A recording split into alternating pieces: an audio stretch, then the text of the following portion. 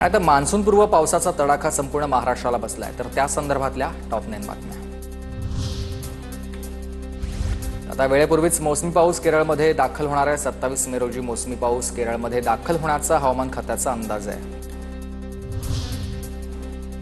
जेजुरी गडावर मुसळधार पाऊस आणि अचानक आलेल्या पावसामुळे गडावर आलेल्या भाविकांची तारांबळ, तर दिवसभराच्या उकाड्यानंतर अचानक आलेल्या पावसामुळे दिलासा देखील मिळाला आहे।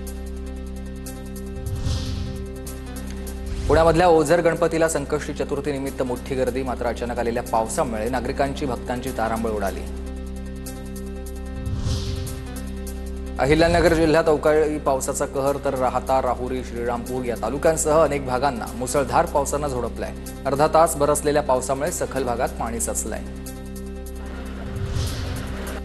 पुण्याच्या जुन्नर तालुक्यात सलग चौथ्या दिवशी अवकाळी पावसामुळे शेती पिकांचं नुकसान, शेतकऱ्यांची चिंता वाढली। रायगड जिल्ह्यात माणगावमध्ये पावसाची जोरदार बॅटिंग, माणगाव बाजारपेठेत वाहतूक ठप्प, नागरिकांची तारांबळ।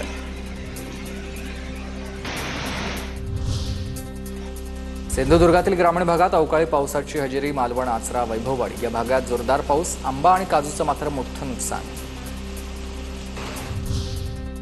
यवतमाळ जिल्ह्यात काल रात्री झालेल्या मुसळधार पावसामुळे उन्हाळी भुईमुगाचं मोठं नुकसान, दारव्हा तालुक्यातल्या बोध, बिजोरा, दत्तापूर, मांगकिन्नी या गावांमध्ये मोठं नुकसान झालंय। नुकसान भरपाईची शेतकरी मागणी करतात।